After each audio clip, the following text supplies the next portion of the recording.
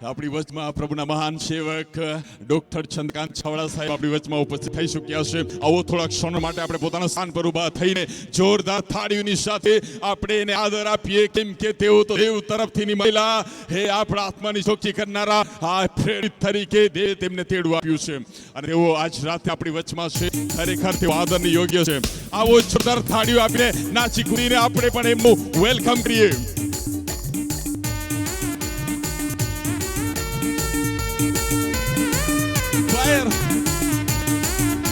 બેનો હાલે હાલ પરમેશ્વરની સ્તુતિ કરીએ.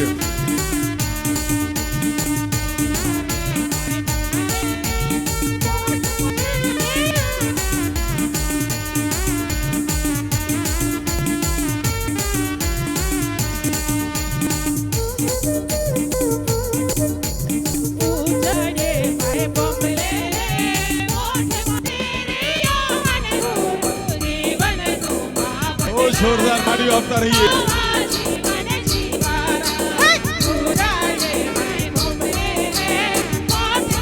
બાલની હાલી હાલીને પરમેશ્વરની સ્તુતિ કરીએ.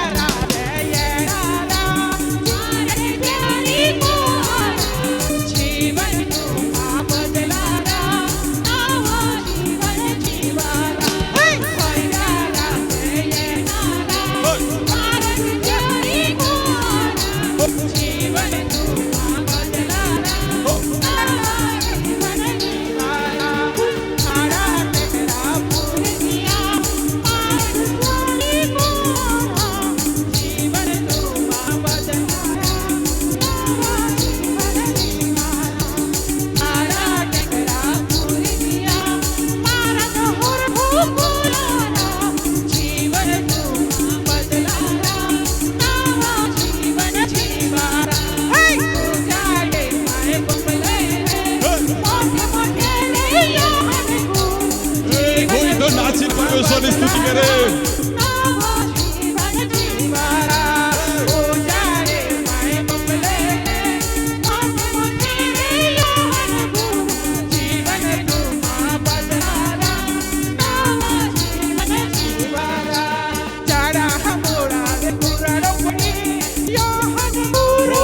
દેવની સાથે આનંદ કરીએ.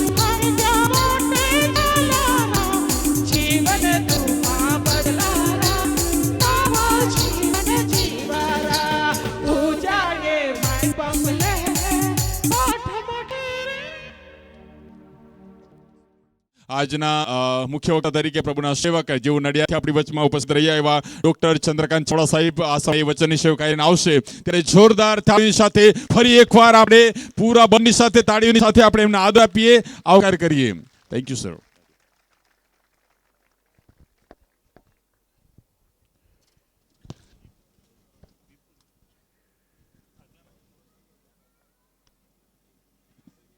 આજની આ સાંજે સેવક કબીરભાઈ ને મંડળીએ જે પ્રેમભર્યું અમારું સ્વાગત કર્યું. માન સન્માન આપ્યું એ માટે હું અને અમારી સગળી ટીમ વતી આભાર માનું છું. હું ગામડીઓ છું, ગામડાનો માણસ છું, અને મેં અમને અગાઉ પણ કીધેલું કે મને ઉદ્ઘાટન કરવા ના બોલાવશો. સાચી વાત. પણ એમને પાછળ લાગેલા રહ્યા, એ ને જોસફભાઈ બંને અને મંડળીના ટીમના માણસો, અને મારા માટે પણ શક્ય બન્યું કે એમના આનંદના પ્રસંગમાં હું અને મારો દીકરો બંને સહભાગી બની શકીએ. Thank you. જે તમે અમને માન આપ્યું, સન્માન આપ્યું અને આ સુંદર આયોજન કર્યું એટલા માટે.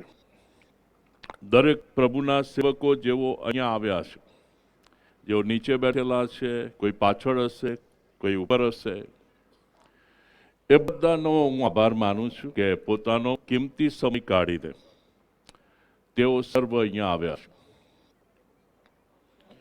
પ્રભુ આપની આ એફર્ટ્સને આશીર્વાદ કરે, આપની સેવાઓને ધારદાર બનાવે, એના અભિષેકથી વધારે આપને વેષિત કરે, એના પોતાના પ્રકટીકરણથી તમારા આત્માને પ્રજ્વલિત કરે. આજ સાંજે એવી મારી શુભેચ્છા. બીજું કાળ વૃત્તાંત એનો 5મો અધ્યાય, એમાંથી થોડી વાત કરવા માંગુ છું. બીજું કાળ વૃત્તાંતનું પુસ્તક 5મો અધ્યાય, એમાંથી હું આખું ધીમે ધીમે એવું સમજાવવા પ્રયત્ન કરીશ થોડો, જેથી કરીને સાથે સમય પણ બચી શકે આપણો. એ પ્રમાણે સુલેમાને યહોવાના મંદિરનું કામ સમાપ્ત કર્યું. પહેલો પ્રશ્ન આપણને એ થાય કે દેવે માગીને મંદિર શા માટે લીધું? એક બાજુ એમ કે છે કે હાથે બનાવેલા મંદિરમાં દેવ રહેતો નથી. બીજી બાજુ અહીંયા આપણે જોઈએ છીએ શા માટે, અને પોતે સામેથી વાય ધી ટેમ્પલ, આ મંદિરની માંગણી શા માટે એણે કરી? એની પાછળનું જે મુખ્ય જે હાર્દ હતું એ હતું કે દેવ પોતે એના થ્રોનને, એના રાજ્યાસનને, સેન્ટર ઓફ ધ વર્શિપ, એક મહિમાનું જે કેન્દ્રીય સ્થાન છે, ગાદીપતિનું જે સ્થાન છે, એને આ પૃથ્વી પર પ્રસ્થાપિત કરવા માંગતા હતા. માણસોના જે મનો હતા એ મનોની અંદર, એમની વિચારધારાની અંદર તેઓ સેન્ટરમાં પોતાને સ્થાપિત કરવા માંગતા હતા. અને એટલા માટે સમગ્ર પૃથ્વીમાંથી બધાનું ધ્યાન એક કેન્દ્ર તરફ વળે. દાખલા તરીકે એદન બાગ એમણે બનાવ્યો, અને એદન બાગની અંદર આપણે જોઈએ છે કે ને તેની મધ્યે ભલું તથા ભૂંડું જાણવાનું વૃક્ષ તેમણે મૂક્યું. શા માટે? એની પાછળનો મકસદ એ હતો કે he is the supreme, he is the ultimate center of worship. એ આરાધનાનું કેન્દ્ર છે. એ બલિદાનોને માટે, અર્પણોને માટે એ એકમાત્ર સર્વશ્રેષ્ઠ છે. એટલે દશાંશને અર્પણો સિદ્ધાંત એદનબાગથી શરૂ થયો. તું મને આ આપી દે, આખી પૃથ્વી તારી. માણસ એનું જ ખાઈ ગયો અને આખી પૃથ્વી ગુમાવી દીધી. જે સેન્ટર ઓફ એક્સલન્સ, જે મધ્યવર્તી આરાધનાનું જે કેન્દ્ર છે, એ કેન્દ્રને જ્યારે ચૂકી ગયો. એટલા માટે માણસોને પાઠા પર લાવવા, વિશ્વને જાણી કે એક જગ્યાએ કેન્દ્રિત કરવા માટે, એમના લક્ષ્યને, એમની વિચારધારાને, એમના હૃદયોને એક જગ્યાએ જાણી કે સ્થાપિત કરવા માટે તેમણે મંદિરની માંગણી કરી, બીજો કોઈ મકસદ નહોતો એનો. અને એટલા માટે દેવ સુપ્રીમસી છે, સર્વશ્રેષ્ઠ છે, કેન્દ્રમાં છે, સર્વોચ્ચ છે, અને એ આ પૃથ્વી તથા તેમાંના સર્વસ્વની વચ્ચે, આ સૃષ્ટિ તથા તેમાંના સર્વસ્વની વચ્ચે એ પોતે એ પ્રસ્થાપિત થયેલ છે. એનો પ્રકાશ ને પ્રકટીકરણ આપવા એ આ મંદિરની માંગણી કરી. બીજી વસ્તુ અહીંયાની અંદર આપણે વાંચીએ છીએ, સુલેમાને તેના પિતા દાઉદ અર્પણ કરેલી વસ્તુઓ એટલે કે રૂપું, સોનું તથા સર્વ પાત્રો અંદર લાવીને તેમના દેવના મંદિરના ભંડારોમાં મૂક્યા. અહીં આપણે એક વસ્તુ જોઈએ છે કે દેવે દાઉદને ના પાડી, હવે તો મંદિર નહીં બનાવી શકે, કારણ કે તારા હાથે વધારે રક્તપાત થયેલો છે. તે ઘણી બધી બાબતો ન્યાયી, ઘણી બધી અન્યાયી પણ કરેલી છે. અને એટલા માટે હવે હું પોતે નથી ઈચ્છતો કે તારા એ હાથો એ પ્રસ્થાપિત થયેલ સ્થાને હું બિરાજમાન થઉં.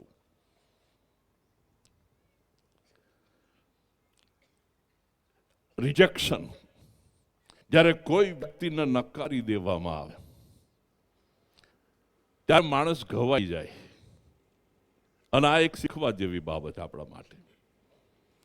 જ્યારે આપણો કોઈ નકાર કરે, કોઈ આપણને ખસેડી દે, કોઈ આપણા સન્માનને ઠેસ પહોંચાડે, ત્યારે આપણે સ્વાભાવિક રીતે કેવો અનુભવ કરીએ છીએ? દાઉદને કેવો અનુભવ થયો હશે? આપણે જોઈએ છીએ પરમેશ્વરના રાજ્યના પ્રતીક સમાન એક ગાદી પર બિરાજમાન, કેમ કે શ્રેષ્ઠ 40 વર્ષ સુધી પરમેશ્વરના રાજ્યની ઝલક આપનાર આ દાઉદ રાજાને દેવે એમ કહ્યું, તું મંદિર બાંધીશ નહીં. આપણે ઘણી વાર કેવું વિચારીએ, હું નહીં, બીજો કોઈ નહીં. આપણી વિચારધારા સ્વાભાવિક રીતે કેવી હોય છે? રિવેન્જ, બદલો વાળી નાખવો. હું નહીં, બીજો કોઈ નહીં. પણ દાઉદે અહીંયા આગળ શું કર્યું? દાઉદ કે હું નહીં તો કોઈ વાંધો નહીં. એણે મંદિર માટેની બધી જ સામગ્રી તૈયાર કરી રાખી. એના માટે સોનું જોઈએ, રૂપું જોઈએ, વાસણો જોઈએ, લાકડા જોઈએ, વિશિષ્ટ પ્રકારની જે પણ સાધન સામગ્રી જોઈએ. આપણે હમણાં વાંચ્યું દાઉદે, આગળ પણ આપણે જોઈએ એમાં શાસ્ત્રોમાં તો દાઉદે સમગ્ર મંદિરની સઘળી વ્યવસ્થાઓ તેણે તૈયાર રાખી. સેવક એ છે જે આવનાર માટેનો રસ્તો ખોલનારો ને એના માટે તૈયાર કરનારો. સેવક એ છે કે જે બીજાને એ પોતે એની મંજિલ સુધી પહોંચવા માટે એ ઈંધણ બની જાય છે. થોડા દિવસો પહેલા હું અમેરિકા અને કેનેડાના પાસ્ટરોની મધ્ય સેવા આપી રહેલો. હું ને મારી વાત બંને હતા. અને ત્યાંની કેટલીક મંડળીઓ સંઘર્ષમાંથી, ગોરા લોકોની વાત છે, કેટલાક સંઘર્ષમાંથી એ લોકો પસાર થઈ રહેલા. અને જ્યારે એમની જોડે અમે થોડાક દિવસો પસાર કર્યા કોન્ફરન્સની અંદર, અને એમણે છેલ્લે જ્યારે મૂલ્યાંકન શીટ આપવામાં આવે કે આ સેમિનાર, આ કોન્ફરન્સ તમારા માટે કેવી રહી, અને જ્યારે મેં પત્રિકાઓ એમને આપીને બધા ભરીને જ્યારે મને પાછી આપી રહેલા, એક વસ્તુ બહુ સ્વાભાવિક એમના માટે હતી, અને એ હતી, તમે અમારા હૃદયોને ઊંચા કરી શક્યા. તમે અમને સેવાના સેવક તરીકેનું એક મહત્વનું પાસું બતાવી શક્યા. અમારો મકસદ તો ખ્રિસ્તના રાજ્યસન માટેનો રસ્તો તૈયાર કરવા માટેનો છે, નહીં કે રસ્તામાં ઊભા રહીને હું નહીં તો બીજો કોઈ નહીં. મને નીલમને બહુ ભાવનાત્મક અમે થઈ ગયા. પ્રભુનો આભાર માનીએ છીએ કે એ લોકોને એમાંથી પ્રેરણા મળી. દાઉદ એક ઉત્તમ ઉદાહરણ છે આપણા માટે કે એને દેવે એને નકાર્યો, ના પાડી, આ નહીં થાય તારાથી. પણ એને કહ્યું કઈ વાંધો નહીં, મારી પાછળ જે આવે છે સુલેમાન, એને કશાની તકલીફ ના પડે. કબીરભાઈ માટે હમણાં વાત સાંભળી આપણે.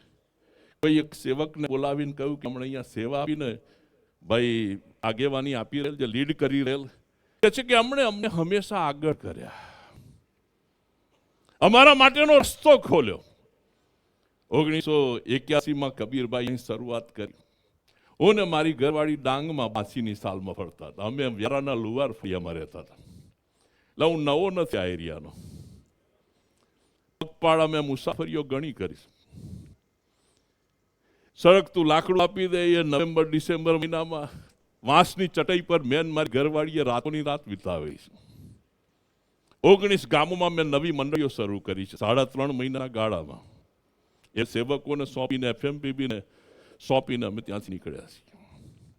હું જે કહેવા માંગુ છું તમને કે સેવક એ છે, અહીંયા આપણે જોઈએ છીએ કે જે સર્વ કરે છે કોને? To the almighty, to celebrate his presence. એની હાજરીને જે માણવાની છે, એની હાજરીના ગૌરવને જે બિરદાવવાનું છે, એના માટેનો એ રસ્તો ચોખ્ખો કરનારો માણસ. ભાઈએ જ્યારે મને કીધું અહીંયા કબીરભાઈનું, I am very happy, very happy. આ છે સેવાનું એક મહત્વનું પાસું આપણા માટે. દાઉદે, અહીંયા આપણે વાંચ્યું પ્રમાણે, દાઉદે અર્પણ કરેલી સગળી વસ્તુ, એમાં એક મહત્વની વસ્તુ લખી છે, સોનું, રૂપું તથા અગત્યના પાત્રો. પણ શાસ્ત્રમાં આપણે સોનાની વાત વિચારીએ છીએ અથવા તો પ્રકાશિત ધાતુઓની વાત વિચારીએ છીએ, એ દેવના ગૌરવની વાત કરે છે. હમણાં કોઈક સેવકની મંડળીનું નામ ગ્લોરિયસ સાંભળ્યું મેં. It speaks of his glory. સોનું એ દેવના ગૌરવનું પ્રતીક છે. પ્રકાશિત.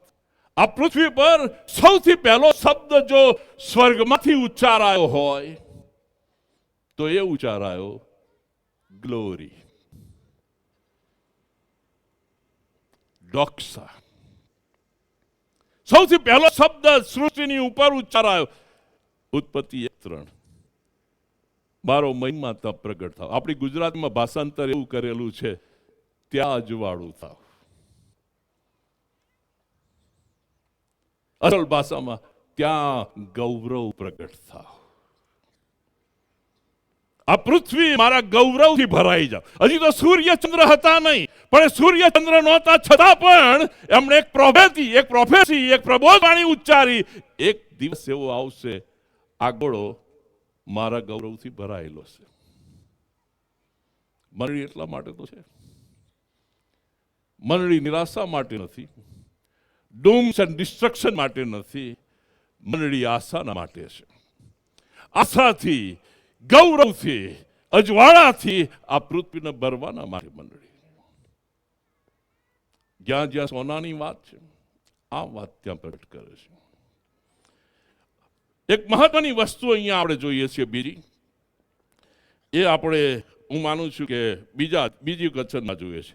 ત્યાર પછી દાઉદ નગરમાંથી, એટલે સિયોનમાંથી યહોવાનો કરાર કોષ લઈ આવવાને સારું સુલેમાન ઇઝરાયલના વડીલોને તથા કુળોના સર્વ આગેવાનોને, એટલે ઇઝરાયલ પુત્રોના પિતૃઓને, કુટુંબના વડીલોને યરૂશાલેમમાં એકઠા કર્યા.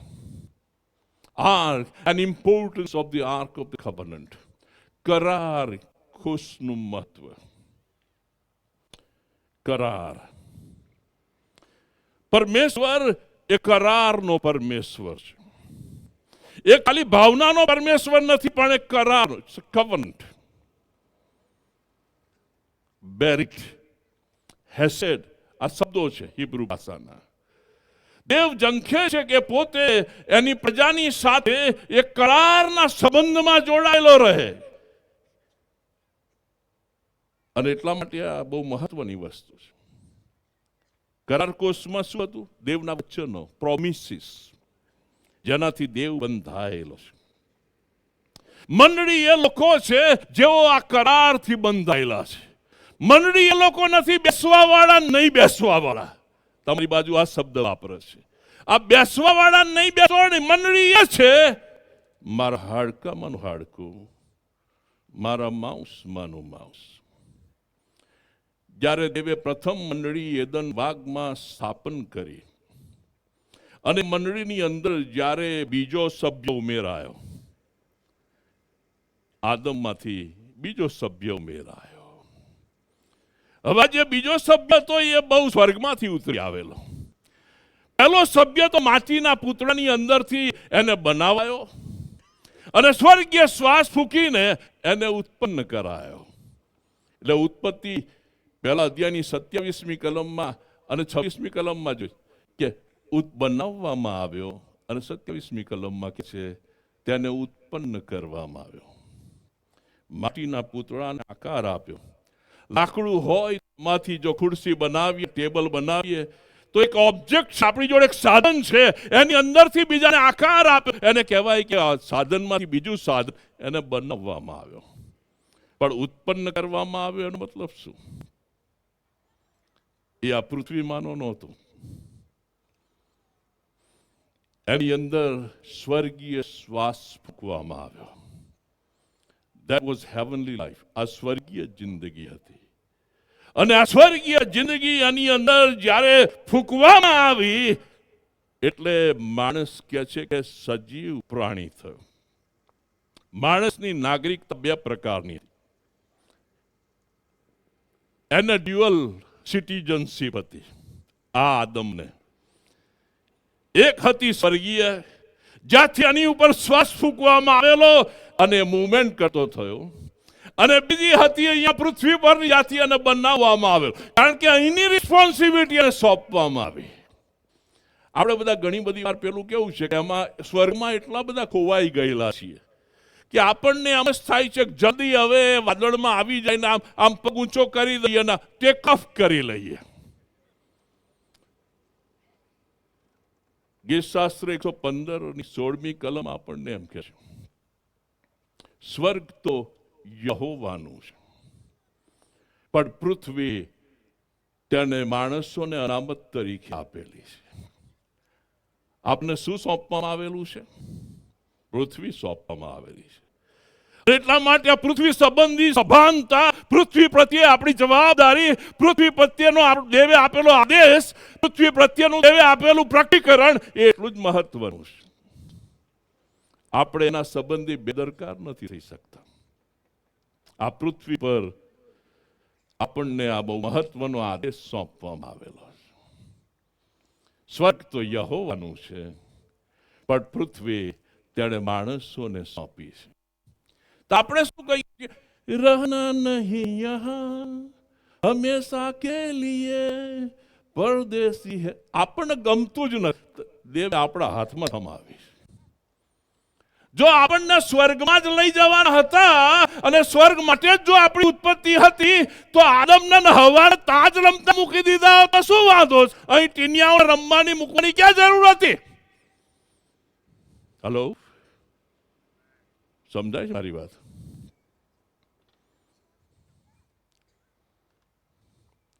પણ આ પૃથ્વી માટે દેવનું બહુ મોટું આયોજન છે. આ પૃથ્વી વિશે પરમેશ્વરની બહુ અદ્ભુત એવી યોજના છે. કારણ કે એક દિવસ એ બંનેને પાછા જોડવા માંગે છે. એ બંને ઉપર પોતાના રાજ્યને હંમેશા માટે પ્રસ્થાપિત કરવા માંગે છે. અને જ્યારે મેં કહ્યું કે આ પહેલું માણસમાંથી જ્યારે બીજો માણસ, હવે પહેલા માણસના પુતળાને તો માટીમાંથી બનાવ્યો, એની અંદર જીવનના નસોરાનો શ્વાસ ફૂક્યો, પણ બીજો માણસ એનામાંથી જે આપણે કહીએ ને એનામાંથી ખાલી પાંસળી લીધી. હવે મારો સવાલ એ થાય છે, બાકીનું બધું દેવ લાયો કઈથી? પાંસળી તો પેલામાંથી કાઢી નાખી, બરોબર? તો બાકીનું બધું એ બધું સ્વર્ગમાંથી ઉતર્યું. એ બધું સ્વર્ગીય હતું. અને એટલા માટે સ્ત્રીની બુદ્ધિ પગની પાણીએ નહીં, સ્ત્રીની બુદ્ધિ સ્વર્ગથી ઉપરથી ઉતરી આવેલી. અને તો માટીમાંથી એ બનાવ્યો, તને તો શ્વાસ અંદર ફૂક્યો પવિત્ર આત્મા રૂપી, પણ એમાં તો એક પાંસળીમાંથી બાકીનું બધું તો સ્વર્ગીય ઉતરી આવ્યું. સ્વર્ગમાંથી એ બધું સ્થાન લીધું. અને એટલા માટે જ્યારે આ બીજા સભ્યને મંડળીની અંદર ઉમેરો જોયો એટલે તરત જ શું કહ્યું ખબર છે? એ મંડળીને જોઈને, મારા હાડકામાંનું હાડકું, મારા માંસમાંનું માંસ. કરાર.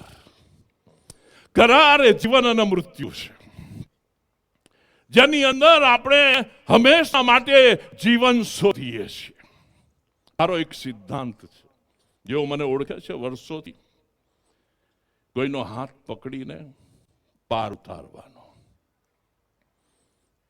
અનુભવ થયો હશે કબીરભાઈને પણ. કોઈના જીવનની જોડે રમવા માટે નથી આપણે. કોઈના જીવનની સાથે આપણને આગેવાની દેવે આપી કે આપણને સેવા સોંપી. We can't play with. મારા હાડકામાંનું હાડકું, મારા માંસમાંનું માંસ.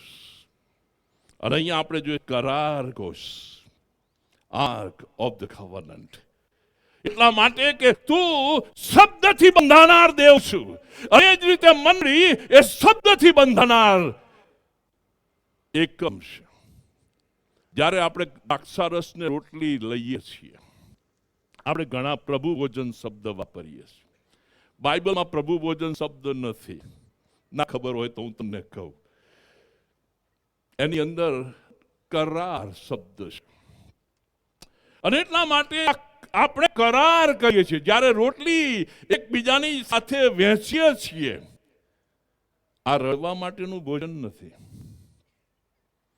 આ ઉત્સવ મનાવવા માટેનું. જ્યારે આજે ઈસુ છે ને એના મિત્રોને પાર્ટી આપી રહેલા, અને એટલા માટે આ ભોજન એમણે અરેન્જ કર્યું. માર્કની સુવાર્તામાં પાછળ ભાગમાં તમે જોશો તો તમને દેખાશે એણે પોતે આ પાર્ટીની યોજના ઘડેલી.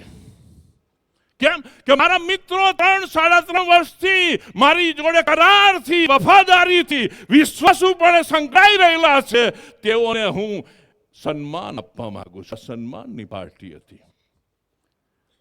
તેણે શહેરમાં, કઈ જગ્યાએ પાર્ટી રાખી? શહેરમાં.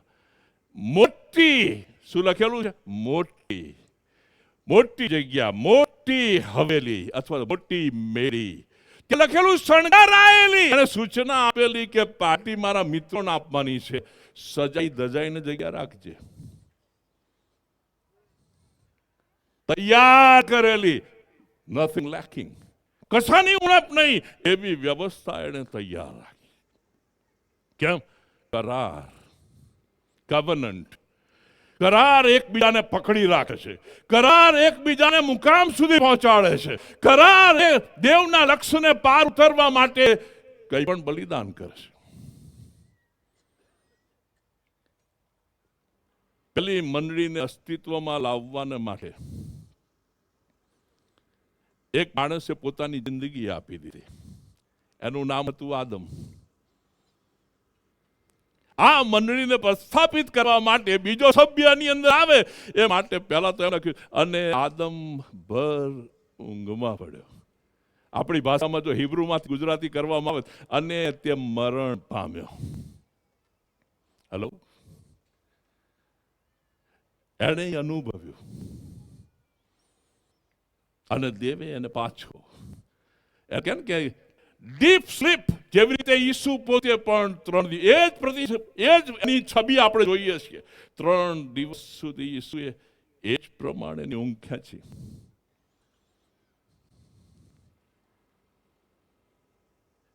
એકના બલિદાનના લીધે બીજું અસ્તિત્વમાં આવ્યું. હલો, સમજાય મારી વાત? એકે અર્પણ નહીં કરતો, કુરબાન નહીં થઈ જતો, તો મંડળી અસ્તિત્વમાં ના આવતી. But God is God. દેવ છે, અને એટલા માટે આપણે જોઈએ છીએ. અને આદમને ભર ઊંઘમાંથી પાછો, એમાંથી એ જીવનમાં પાછો લઈ આવ્યો. કારણ કે આગળના સમયોમાં આજ થવાનું હતું એ દીકરાના સંબંધમાં. કરાર કોષ.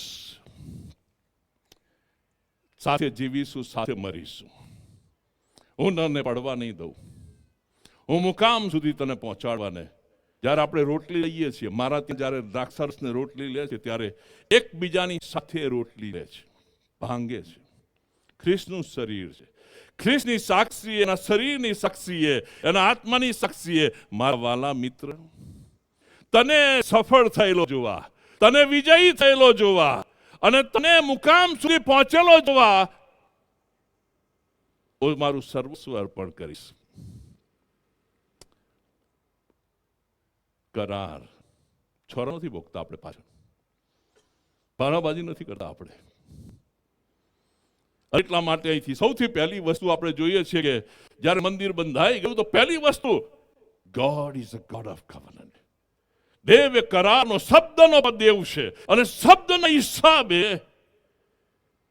આ સગડું ઊભી રહેશે. એક બીજી વસ્તુ એની અંદર આપણે આગળ જોઈએ છીએ અને આ 10મી કલમ પ્રમાણે આપણે જોયું છે કવનન્ટ. પછી આગળ આપણે જોઈએ છીએ 12મી કલમ, એમાંથી જ જોઈશું. વળી સર્વ ગાનારાઓ લેવીઓ એટલે આસાફ, હેમાન, યદુથુન તથા તેઓના પુત્રો તથા તેઓના ભાઈઓ બારીક્ષણના વસ્ત્ર પહેરીને જાંજો, સિતાર, વીણા લઈને વેદીની પૂર્વે ઊભા હતા તથા તેઓની સાથે 120 યાજકો પણ રણશિંગડા વગાડતા હતા. જ્યાં જ્યાં શાસ્ત્રની અંદર 4 લખેલું છે, 7 લખેલું છે, 12 લખેલું છે, 120 લખેલું છે, એનો મતલબ છે સંપૂર્ણતા, હોલનેસ. આ એનું પ્રતીક છે. અને એટલા માટે અમને 120 યાજકોને ત્યાં ઊભા રાખ્યા એટલા માટે કે પૃથ્વીની સર્વ પ્રજા, ઓલ ધ પીપલ ગ્રુપ્સ, પૃથ્વીને સર્વ પ્રજા જાતિના લોકોનું પ્રતિનિધિત્વ એ પ્રગટ કરે. શાના માટે લોકો ઊભા રહ્યા? કે વર્શિપ કરવાના માટે. વર્શિપનો આરાધનાનો મતલબ એ નથી ગીતો ગાવા. તમને ના ખબર હોય તો મેં 80 ગીતો લખ્યા છે. ગુજરાતમાં તો ગવાય છે પણ ભારતમાં, ભારતની બહાર પણ ગવાય છે. આ જે મહત્વની વસ્તુ છે એ વર્શિપ એ વસ્તુ છે કે તમે જે પ્રબોધકીય રીતે જોયું છે, દેવનું જે પ્રકટીકરણ તમારી આગળ છે અને આગામી સમયોમાં દેવની જે યોજનાઓ છે જેઓને તમે આત્મામાં નિહાળી રહ્યા છો તેને અગાઉથી તમે પ્રોક્લેમ કરી રહ્યા છો, એની જાહેરાત કરી રહ્યા છો. ઘણા લોકો ગીત ગાય, કેવું ગાય? મુક્તિ દિલાય યીશુ નામ. તો હું વિચાર કરું કે આ સામે બેઠેલા બધા મુક્તિ પામેલા છે, તો આ ગીત આ લોકો માટે નથી, જે બહાર છે એમના માટે છે. જેઓ પ્રભુને ઓળખે છે એના માટે આ ગીત છે, મુક્તિ પામેલા માટે આ ગીત છે. પણ ના, જેઓ મુક્તિ નથી પામેલા એમના માટે મુક્તિ દિલાય યીશુ નામ. પણ આપણે તો એનું જ રૂટીન ચાલ્યા કરે. ઘણી બધી વાર આપણે શું ગાઈએ છીએ? મેં કહ્યું શબ્દના વ્યક્તિઓ છીએ. કરાર,